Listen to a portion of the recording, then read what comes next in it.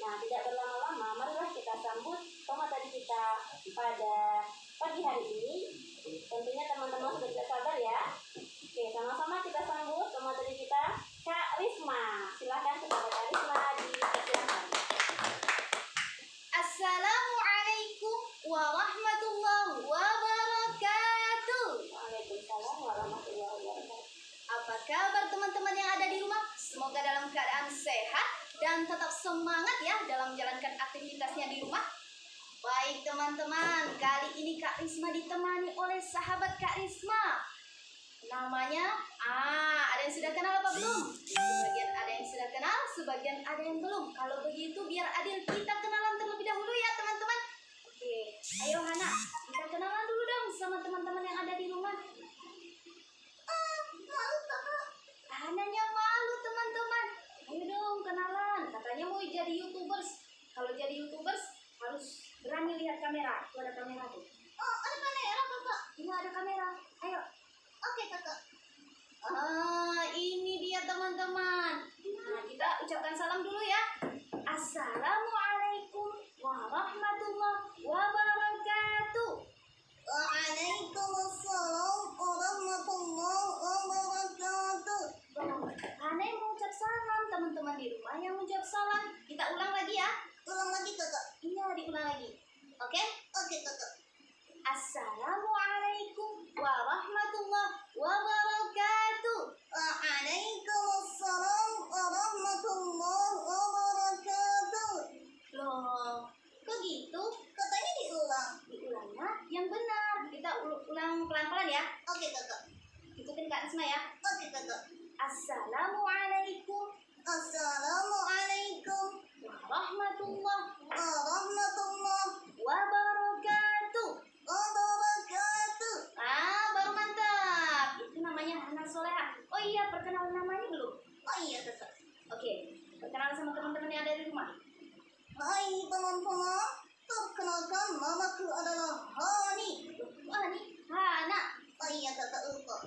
Perkenalkan namaku adalah Hena. Oh Hena? Hana, kita aja dulu. Ha-aha. En-ana.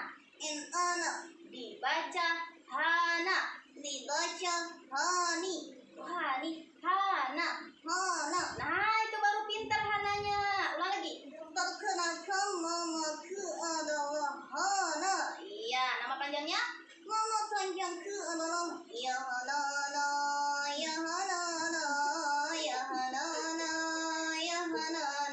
Oh, itu nama panjangnya. Iya, kakak. Oke, umurnya? Umurku 5 tahun. Oh, 5 tahun. 5 tahun sekolah TK ya? Iya, kakak. TK-nya di mana? Di Bunaya. Oh, di Bunaya. Tapi sepertinya ustazahnya nggak kenal sama Hana. Iya dong, karena kan belajarnya daring. Oh iya, ternyata kan belajarnya daring ya teman-teman. Oke teman-teman, perkenalannya cukup sampai di situ ya. Sekarang kita mau ngapain Hana? Nggak tahu kakak. Kok nggak tahu? Oh, kan kakak yang ngajak Hana. Oh iya, kakak yang ngajak Hana. Kali ini kita akan bercerita teman-teman. Cerita apa kakak? Cerita sejarah. Sejarah? Kenapa sejarah kakak? Karena bangsa yang besar adalah bangsa yang mengingat sejarahnya. Oh gitu kakak. Kita mau cerita sejarah apa kakak? Kita mau cerita tentang sejarah Sumpah Pemuda. Sumpah Pemuda kakak? Iya, Sumpah Pemuda. Hana udah tahu belum ceritanya? Udah dikit-dikit. Oh, udah dikit-dikit. Kalau gitu Hana yang mau cerita atau Kak Risma yang mau cerita? Hana aja deh kakak. Oke ya teman-teman yang ada di rumah, Hana yang mau cerita. Dengerin ya teman-teman. Oke, silakan Hana bercerita. Oke kakak.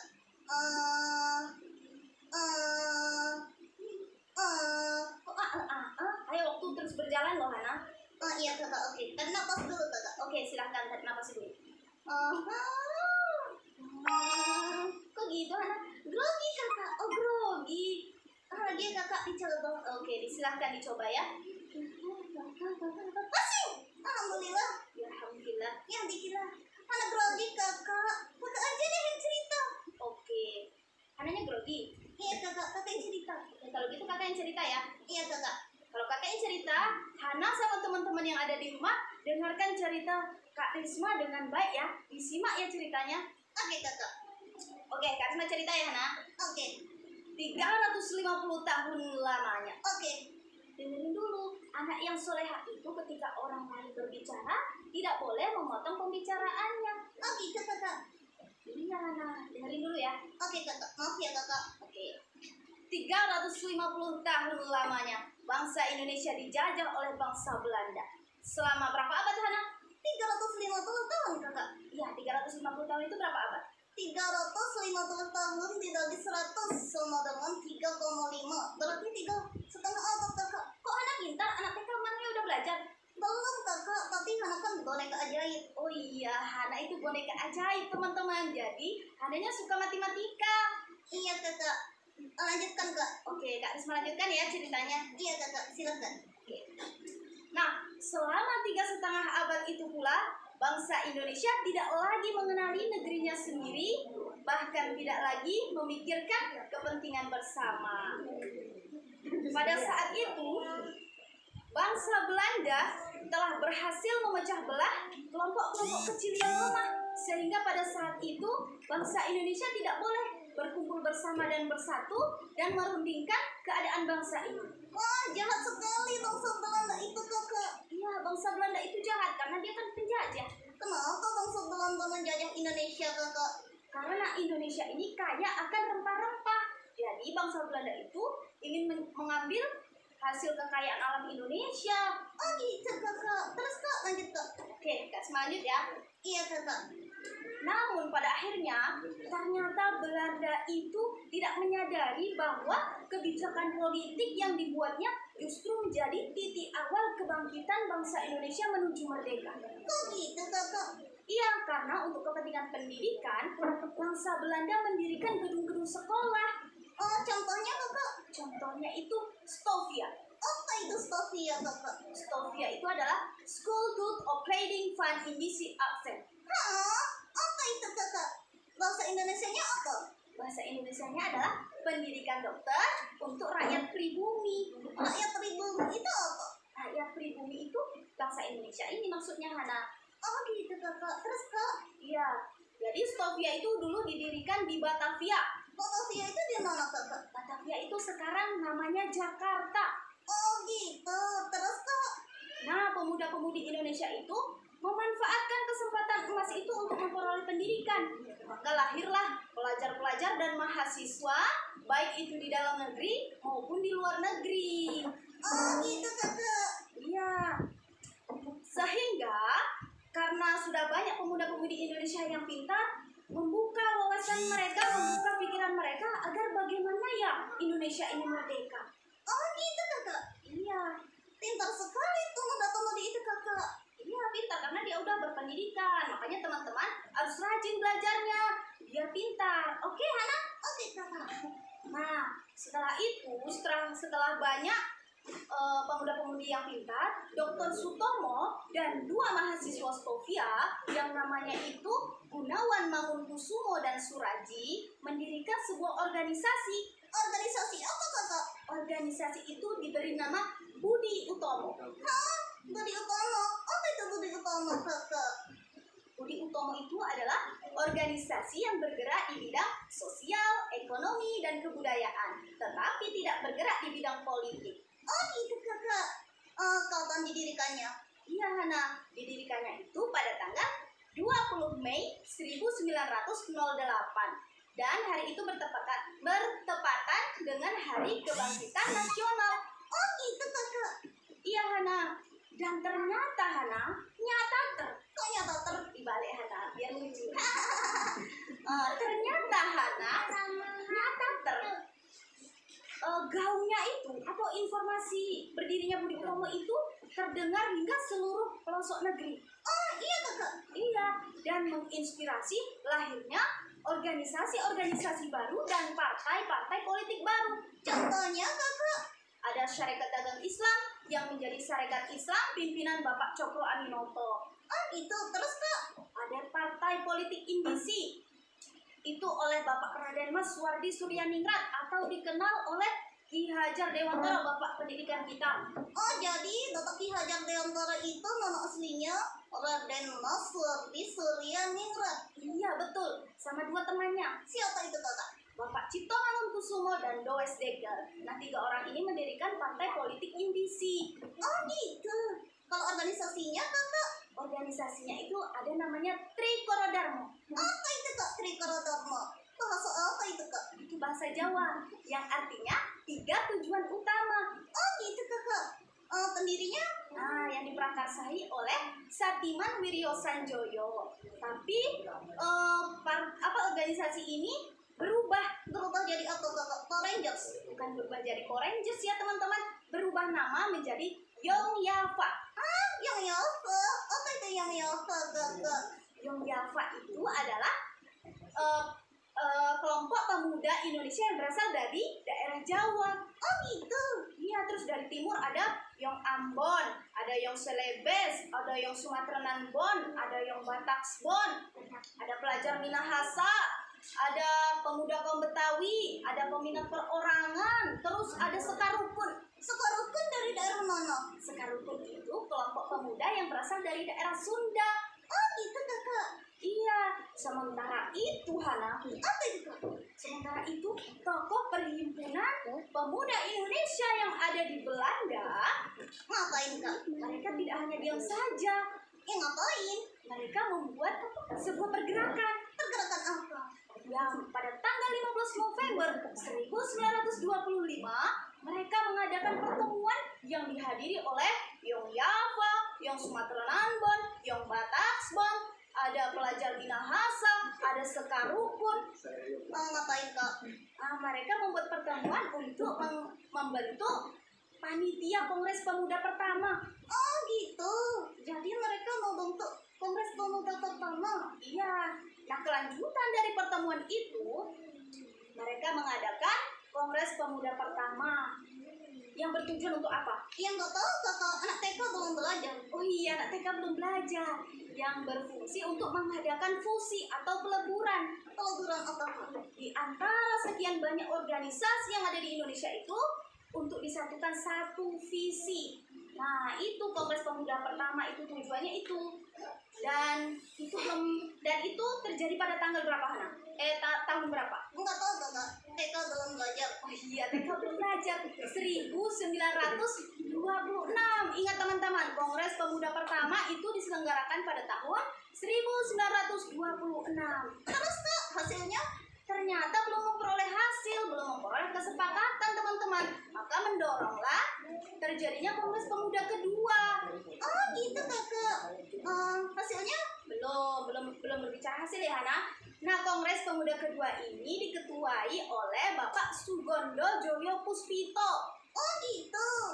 Iya, dan itu diselenggarakan pada hari ini tanggal berapa? Tanggal 27. Iya betul, hari ini tanggal 27. Dan Kongres Pemuda kedua ini diselenggarakan pada tanggal 27 Oktober hingga 28 Oktober 1928 di sebuah rumah di Jalan Keramat nomor 106 Jakarta. Oh gitu kakak. Iya, dan pada saat itu rumah itu digunakan sebagai pondokan dan tempat perkumpulan Yongyafa. Oh gitu. Terus kak, hasilnya? Nah, sebelum membacakan hasilnya, Bapak W.R. Supratman, tahu nggak Hana Bapak W.R. Supratman itu siapa? Tahu kakak. Siapa? Bapak yang menciptakan lagu Indonesia Raya. Wah, pintar Hana. Hana kok pintar? Kan kakak yang ngajarin. Oh iya, berarti kakak yang pintar. Iyalah. Kakaknya yang pintar ternyata. Ya, Bapak W.R. Supratman itu adalah Bapak yang menciptakan lagu Indonesia Raya. Pada saat itu sebelum hasil kongres dibacakan, Bapak W.R. Supratman memperdengarkan lagu gubahannya, lagu kebangsaan Indonesia yang berjudul Indonesia Raya. Dan pada saat itu, lagu Indonesia Raya diperdengarkan di depan publik untuk pertama kalinya. Dan hadirin yang menghadiri Kongres Pemuda kedua ini terpukau dan tersihir melihat aksi Bapak W.R. Supratman memainkan biolanya, teman-teman. Wah, memainkan biola. Bapak Supratman bisa memainkan biola. Iya, Bapak W.R. Supratman itu mantap, bisa memainkan biola, menciptakan lagu Indonesia Raya. Oh, kayak Hana. Emang Hana bisa menciptakan lagu? Bisa. Lagu apa? Nggak tahu. Oh, Hananya nggak tahu teman-teman. Oke, lanjut ya. Iya kak, lanjut. Nah, setelah itu dinyanyikanlah lagu Indonesia Indonesia Raya seperti yang kita nyanyikan tadi loh. Iya, kan Hana tadi yang nyanyi. Iya teman-teman, tadi Hana nyanyi Indonesia Raya teman-teman. Tadi teman-teman menyaksikan nggak pas pembukaan pertama tadi? Pasti menyaksikan kan? Bagus nggak suara Hana? Bagus lah. Iya bagus, memuji sendiri. Oke teman-teman, lanjut. Lanjut Kak. Nah setelah lagu Indonesia Raya ini dinyanyikan bersama-sama, nah tibalah saatnya hasil keputusan Kongres Pemuda kedua pada tanggal 28 Oktober 1928 bahwa seluruh organisasi pemuda yang ada di Indonesia, baik itu yang Yalva, yang Sumatera Nanbon, yang Bataksbon, yang Celebes, yang Ambon, Sekarukun, pelajar Minahasa, pemuda kaum Betawi, dan peminat perorangan melebur dalam satu wadah bernama Indonesia Muda. Indonesia Muda.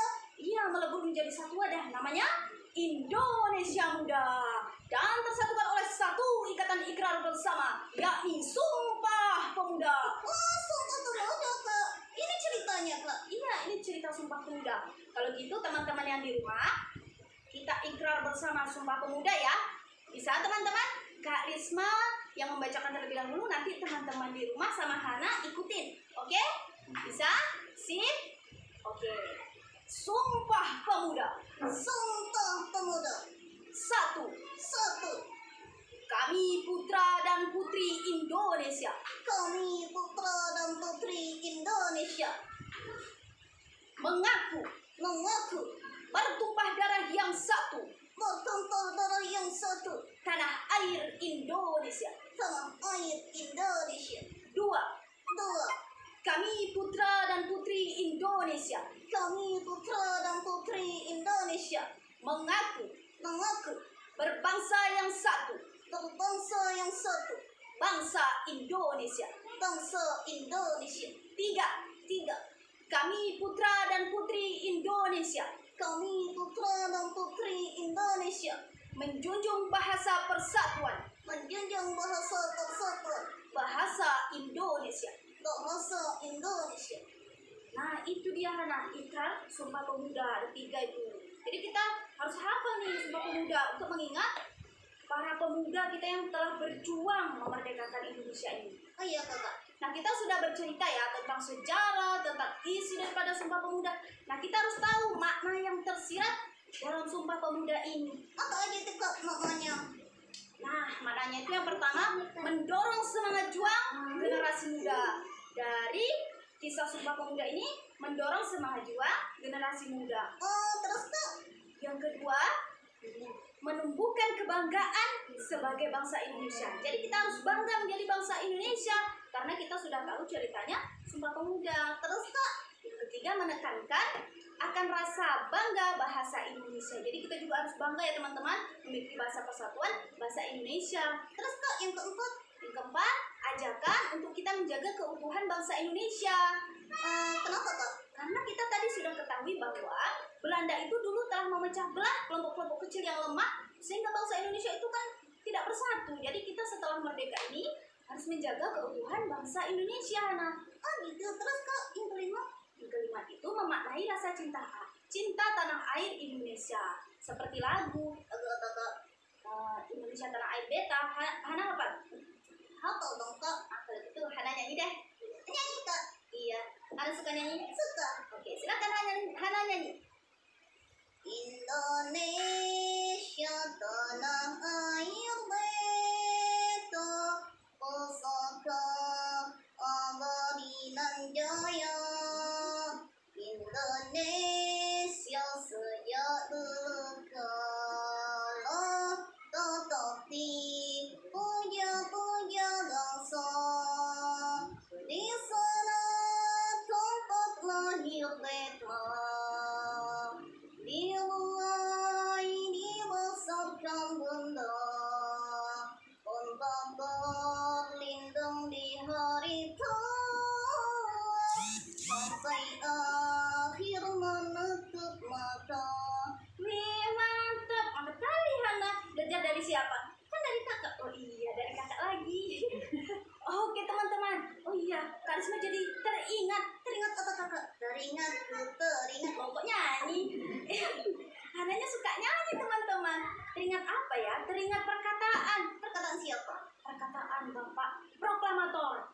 hayo?